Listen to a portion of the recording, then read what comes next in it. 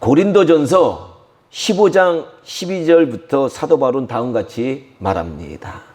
그리스도께서 죽은 자 가운데서 다시 살아나셨다 전파되었거늘 너희 중에 어떤 이들은 어찌하여 죽은 자 가운데서 부활이 없다 하느냐. 만일 죽은 자의 부활이 없으면 그리스도도 다시 살지 못하셨으리라. 그리스도께서 만일 다시 살지 못하셨으면 우리의 전파하는 것도 헛것이요 또 너희 믿음도 헛것이며 또 우리가 하나님의 거짓 증인으로 발견되리니 우리가 하나님이 그리스도를 다시 살리셨다고 증거하였음이니라. 만일 죽은 자가 다시 사는 것이 없으면 하나님이 그리스도를 다시 살리시지 아니하셨으리라. 아멘. 할렐루야. 이 말씀대로요, 예수님의 부활이 없으면 우리의 신앙은 헛것이 됩니다. 그리고 예수님의 부활은요, 우리를 예수님과 같이 새로운 몸으로 부활시키실 놀라운 하나님의 계획을 미리 보여준 약속의 사건이다라는 겁니다. 이처럼 우리 기독교 신앙의 핵심은 부활이다라고 할 수 있습니다. 우리 신앙의 실천적인 핵심은 사랑이다라고 할 수 있지만 우리 신앙의 미래 소망의 핵심은 바로 부활이다라고 할 수 있습니다. 사실 요사이 사람들은요, 가만히 보니까요, 하나님의 솜씨를 모방해서요, 아니 처녀가 남자 없이 자신의 난자만으로 아이를 낳을 수 있는 기술을 개발해내고 있다라고 합니다. 그래서 이제는요, 남자 없이도 여자가 혼자 아이를 낳을 수 있는 시대가 돼가고 있습니다. 하나님께서 예수님을 처녀 마리아의 몸에서 태어나게 하신 놀라운 사건, 동정녀 탄생의 사건을 오늘날 우리 인간들도 모방하기 시작했다라는 거예요. 하지만 죽은 사람을 다시 살려내는 기술은 너무나도 고급 기술이라 아직도 감히 이것은 인간들이 모방하지 못하고 있다라는 겁니다. 아니, 죽은 사람을 살려내려면 어떻게 돼요? 그 영혼을 다시 불러내는 능력이 있어야 돼요. 그리고 썩었던 육체를 회생시킬 수 있는 고도의 기술이 필요하다라는 겁니다. 어제 저는요, 친구 어머님이 돌아가셔가지고요, 초등학교 때부터 친구인데 이 장례식에 조문을 갔다 왔습니다. 그런데 가만히 보니까요, 요사이 코로나로 돌아가시는 분들이 너무 많대요. 매일 수많은 사람들이 이제 돌아가고 계시는데 이 화장터를 찾지 못해가지고 일주일씩 계속 병원에서 기다리고 있다는 겁니다. 가만히 보니까 전 세계 어떤 병원도 이렇게 죽은 사람을 다시 살리는 부활의 기술이 없는 거예요. 그래서 어떤 사람은요, 인간을 죽기 전에 급속 냉동시켜서 미래에 다시 살리려는 소망을 가진 사람들도 돈 많은 사람들 중에는 꽤 있다라고 합니다. 아마 부활은요, 우리 인간들이 가장 가지고 싶은 기술이다라고 저는 생각을 합니다. 이 이집트의 과거의 역사에 보니까 이집트의 피라미드의 미라, 부활을 꿈꾸고 미라를 만들었거든요. 수많은 미라가 나오지 않습니까? 그리고 진시황릉에도 보니까요, 부활을 꿈꾸면서 수많은 사람들 같이 함께 생매장했고요.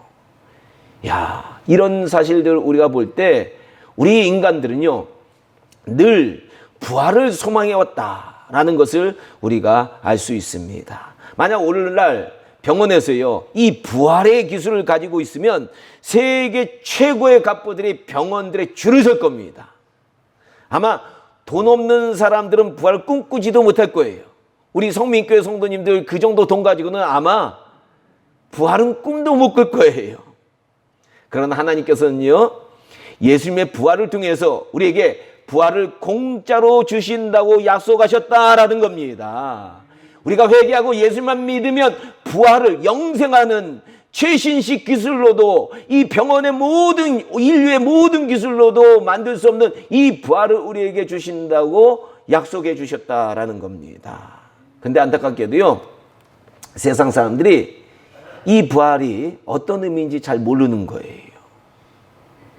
이게 어떤 의미인지 제대로 알았다면 세상 사람들이 교회에 와서 줄을 서게 될 거예요. 돈 싸들고 와가지고 줄을 서게 될 거예요. 나 좀 다시 살려달라고. 우리 어머니 아버지 좀 다시 살려달라고 줄을 서게 될 겁니다. 우리가 알아야 될 것은요, 하나님께서 부활을 모든 사람에게 주신다는 거예요. 그런데 안타까운 게 뭐냐? 어떤 사람은 생명의 부활로 나오고요, 어떤 사람은 심판의 부활로 나오게 된다라는 겁니다. 모두 생명의 부활로 나오는 게 아니에요. 그래서 우리 주님은요, 요한복음 5장 29절에서 선한 일을 행한 자는 생명의 부활로, 악한 일을 행한 자는 심판의 부활로 나오리라 라고 엄중히 인류에게 경고하셨다라는 겁니다. 그러니까 우리 악한 일을 한 사람들, 이 말씀 보면 찔리는 거예요. 하나님 앞에 어떻게 했을까? 심판받아가지고 영원한 지옥에 가지 않을까? 부활은요, 믿는 자에게는 정말로 기쁜 소식이지만 안 믿는 자에게는 배드 뉴스예요. 나쁜 소식 중에 최고로 나쁜 소식이다라는 겁니다.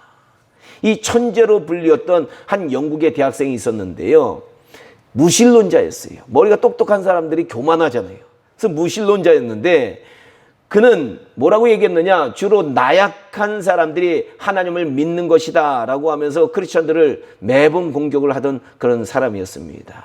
그런데 어느 날 그가 사고를 당해가지고요, 두 눈을 잃게 된 거예요. 처음에는 원망과 좌절과 시리에 빠져서 살게 되었습니다.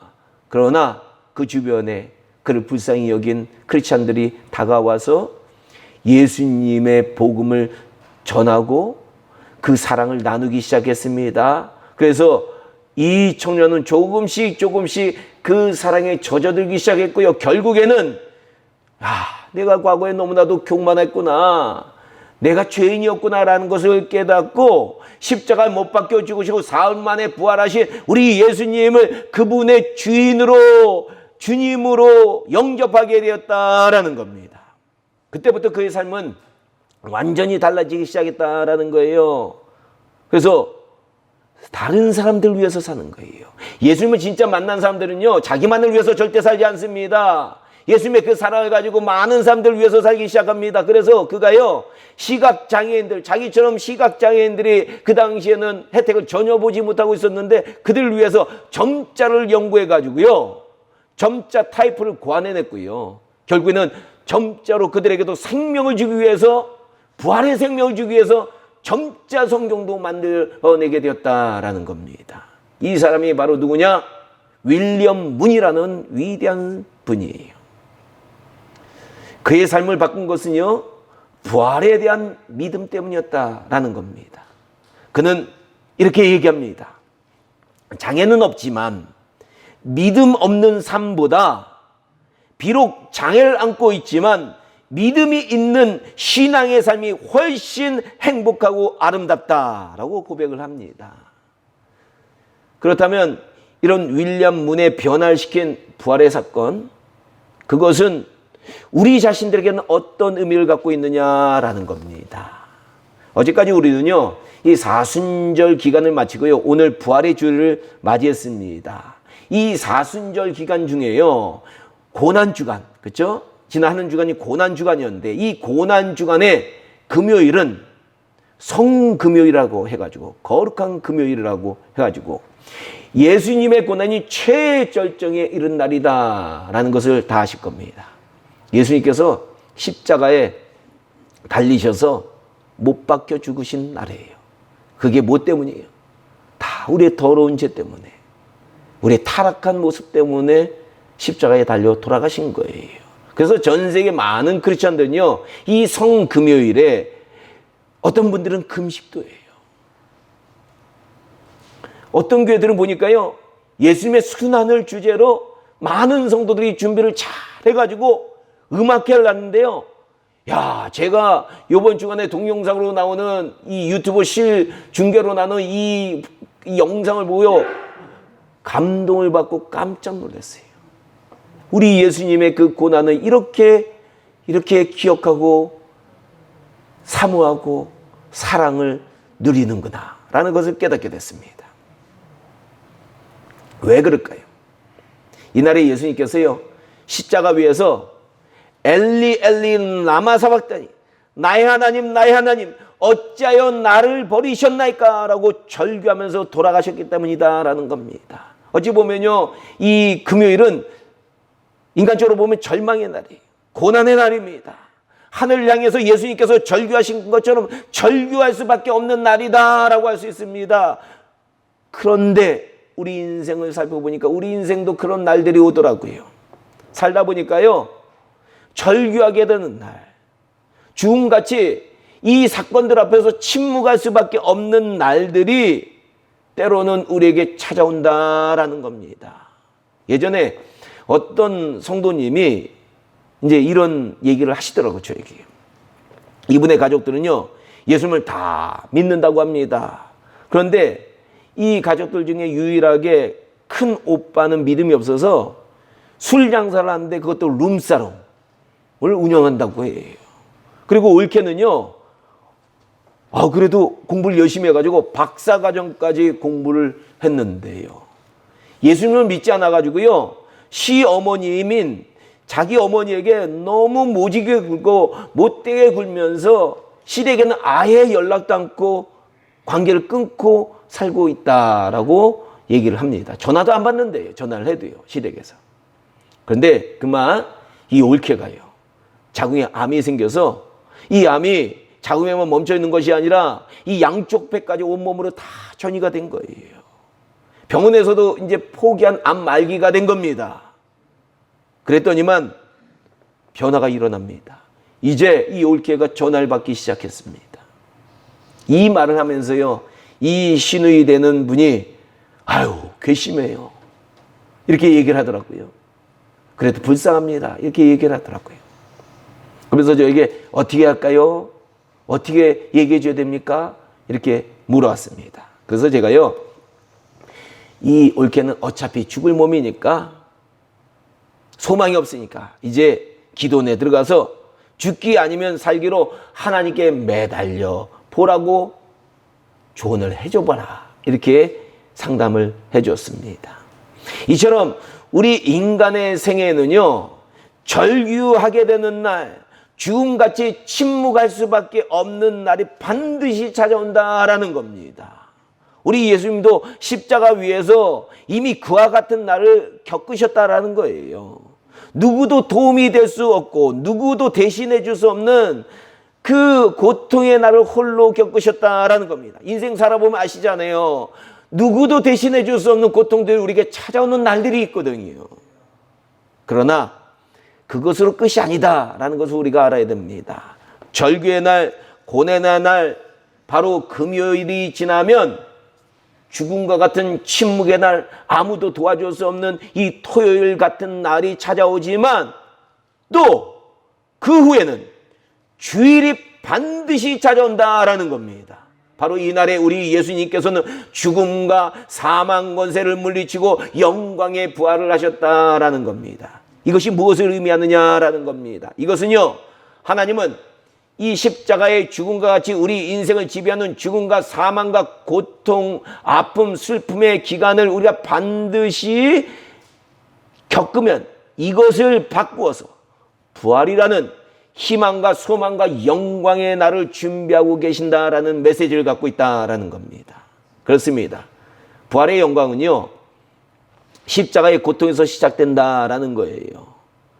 가만히 보니까 부활의 첫 열매로 예수님이 일어나셨다고 하는데, 이 예수님께서 십자가에서 고난의 씨앗을 심었기 때문에 부활의 첫 열매가 되신 거예요. 그러므로 십자가 없는 부활은 없어요.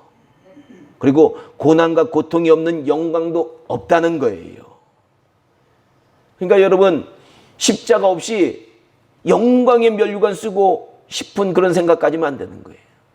십자가를 감당해야 되는 거예요. 부활절에는요, 십자가와 절대로 부활은요, 뗄래야 뗄 수 없는 관계가 있다라는 겁니다. 십자가는요, 고난이고요, 역경이고요, 상처이고요, 아픔이고요, 우리 인생의 최악의 순간입니다. 내려감입니다. 그러나 하나님께서 준비하신 부활은 영광이요 올라감이다 라는 겁니다. 그래서 우리는요, 하나님께서 준비하시는 영광을 맛보려면 고난의 기간, 아픔과 슬픔의 기간, 예수님께서 십자가를 지신 것처럼 고통의 기간이 반드시 필요하다라는 것을 우리가 알아야 돼요. 제가 보니까 인생에서 이 고난과 역경이 없으면 나의 삶에 감사를 안 하더라고요. 사람들이 감사를 안 하는 거예요. 늘 좋으면 우리에게 준 것이 얼마나 귀하고 소중한지 모르는 거예요. 그래서 인간에게는 고난이 오히려 복이다라는 겁니다. 그런데 많은 사람들은 이 원리를 모르는 거예요. 이 원리를 모르는 거예요. 그래서 고난받지 않고 영광 받으려고 합니다. 자기에게 주신 십자가를 지지도 않고 십자가의 죽음과 고통도 맛보지 않고 부활의 영광을 맛보려고 사람들은 그렇게 발버둥을 한다라는 겁니다. 근데 우리 꼭 아셔야 되는 것은 하나님은요, 이렇게 이 고난을 당하지 않고 영광을 맛보려는 자들은 절대로 부활의 영광을 선물로 주시지 않는다라는 거 꼭 기억하시기 바랍니다. 그러니까 우리에게 주어진 십자가 달게 짊어져야 되는 거예요. 달게 짊어져야 되는 거예요. 기쁨으로 짊어지다 보면 하나님께서 어느 순간에 이 십자가가 부활의 영광으로 바꿔주시는 거예요. 여기서 우리는 또 한 가지, 이 부활과 관련해서 우리가 또 한 가지 생각해야 될 것이 무엇이 있는데요. 그게 뭐냐? 섬김이 가져다주는 영광에 대해서도 우리가 조금 생각해 봐야 될 것 같아요. 제가 이제 목회를 하면서요, 느끼는 게 뭐냐면 기독교인들이 마귀에게 교묘하게 유혹받는 방법이 있어요. 그게 뭐냐? 변질된 섬김으로 우리를 유혹한다라는 거예요. 쉽게 말하면요, 처음에는 우리가 하나님 앞에 섬기게 하지만요, 나중에는 이 섬김이 우리 자신이 영광을 받기 위한 도구로 변하도록 자꾸 마귀는 유혹한다라는 거예요. 마귀가 예수님을 광야에 끌고 가지고 뭐라고 얘기합니까? 자신에게 절하라고 그러지 않습니까? 그러면 천하 만국을 내가 너에게 주겠다라고 유혹을 합니다. 어떤 의미예요? 마귀를 섬김으로 세상을 조종하고 다스리는 힘을 주겠다는 거예요. 이게 어떤 섬김이냐? 잘못된 섬김이에요. 변질된 섬김입니다. 영광을 얻기 위해 섬김을 이용하라라는 것이 이 마귀의 유혹의 스타일이에요. 이것을 쉽게 예로 이제 들어서 얘기하면요, 가정에서 뭐니까 이래요. 아내나 남편이 결혼 처음에는요, 사랑하는 마음으로 서로 섬기는 마음으로 살아가요. 아내는 가정을 위해서 온갖 일을 다 합니다. 남편도 아내를 위해서 어쩔 때는 마사지도 해주고 힘든 일도 대신해 줍니다. 그런데 한참 하다 보면 아니 왜 내가 이런 고생을 해? 하는 생각이 들고, 아니 아무도 알아주지도 않는데 뭐야? 라는 회의감에 빠지게 되는 경우들도 가정에서 많이 있더라고요. 그리고는 이런 생각이 찾아옵니다. 나 좀 알아줘. 나에게 영광 좀 줘. 서로 이걸 요구하는 거예요. 나를 인정해줘. 그래서 이때부터는 가정에서 불행이 찾아오는 거예요. 섬김의 행복을 잊어버리게 되는 거예요. 그래서 가만히 보니까 결혼 생활에서 가장 위험한 때가 바로 이럴 때더라고요. 교회도 마찬가지더라고요. 많은 사람들이 빠지는 욕이 뭐냐? 바로 열심히 섬기다가 나중에는요, 섬기는 것이 아니라 내 뜻대로 움직여 달라는 거예요. 내가 주도권을 가져야 된다는 거예요. 이런 유혹에 빠진다는 겁니다. 야, 이거 참 위험한 거예요. 위험한 거예요.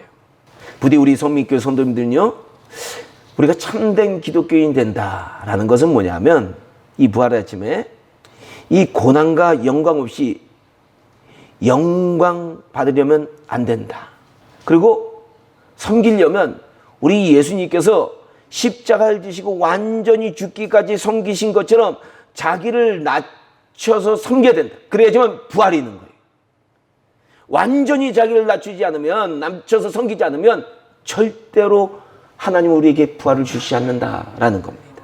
자, 그래서 이 부활의 아침에 우리가 이 부활이 과연 나에게 어떤 의미를 주는가라는 것, 그냥 예수님의 부활 나랑 상관없다 이렇게 생각하면 안 돼요. 과연 이 예수님의 부활이 나에게 어떤 의미를 주는가, 어떤 의미를 줘야 되는가, 이것에 대해서 깊이 생각해야 된다라는 겁니다. 이와 함께 우리가 이 부활에 대해서요, 이런 의미가, 기다림의 의미가 있다라는 것 아까도 말씀드렸지만 다시 한번 생각해야 돼요. 부활 전에 존재하는 십자가의 고통은 영원하지 않다라는 겁니다.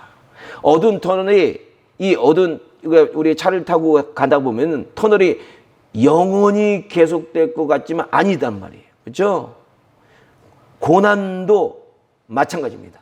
반드시 고난 끝에는 빛이 기다리고 있다라는 것을 우리가 생각해야 됩니다. 근데 이때 터널 지나갈 때 중요한 게 뭐냐? 기다림이에요.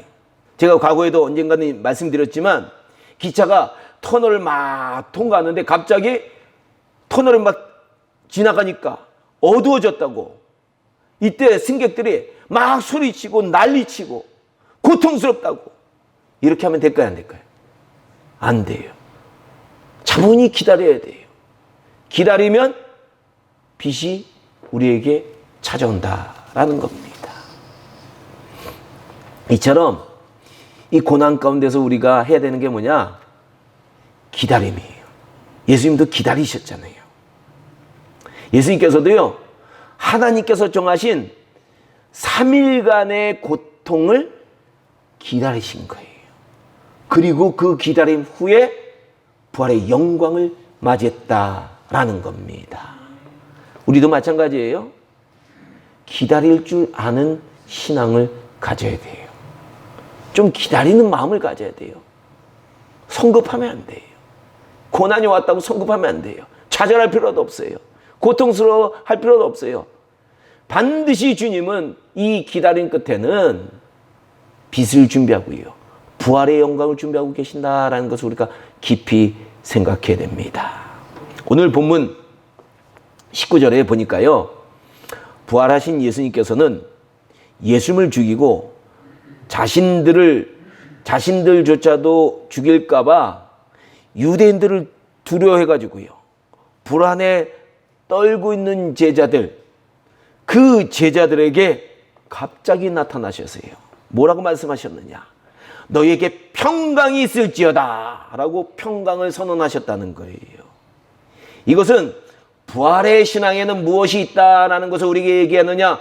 평강이 동반된다라는 것을 우리에게 말씀하고 계십니다.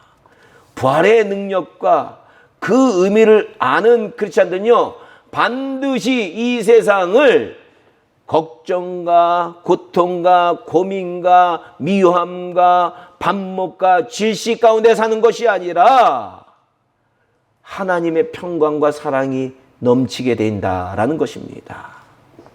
그러므로 우리요, 이제 부활의 아침에요, 인생을 살아가시면서 절대 두려워하면 안 돼요. 절대 두려워하면 안 돼요. 평강을 누려야 돼요. 근심할 필요도 없어요. 앞으로 어떤 일이 닥칠지 그런 것 가지고 고민할 필요 없어요. 늘 주님과 함께 부활의 기쁨으로 평강을 누려야 될 줄로 믿습니다. 부디 우리 성민교회 성도님들은요, 이 부활의 아침에 과연 이 부활이 어떤 의미를 갖는지 깊이 좀 생각을 하셔가지고요, 야, 우리 주님이 부활하셨으니까 나도 이제 이 부활의 소망을 갖고 이 세상을 살아가는데 뭘 근심하느냐, 뭘 걱정하느냐, 뭘 두려워하느냐, 뭘 초조해하느냐, 다 주님께 맡기자. 맡기고 좀 편안하게 사셔야 돼요. 기쁘게 사셔야 돼요. 부활하셨는데, 앞으로 우리도 이렇게 부활이 될 건데 뭘 그렇게 걱정합니까? 맡기고 제발 이 부활의 아침에 우리 성민교회 성도님은요, 기쁘고 편안하게 사시기를 주님의 이름으로 축복합니다. 평강이 우리 삶 가운데 넘치기를 주님의 이름으로 다시 한번 축복합니다. 기도하겠습니다.